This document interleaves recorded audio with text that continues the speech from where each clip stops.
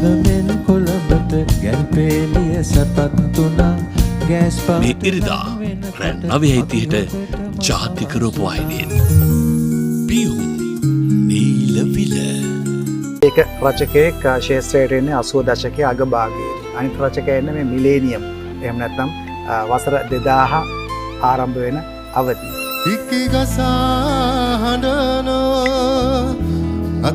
මගේ නොවන මගේම ආදරයක් අභියස. තුන් සිත දැහැන් ගත කරන සංගීතමය සංකතනය. අපි කියලා හිතාගෙන ඉන්න කිසිම දෙයක් අපි නෙමෙයි. මේ දෙදෙනා කාල පරිච්ඡේද දෙකක මේ ගී ක්ෂේත්‍ර පිරිසිදු තවමත් ගී ලියමින් ගී නිර්මාණය කරමින් ශාස්ත්‍රීය පෝෂණය කරන රචකයන් දෙදෙනෙක්.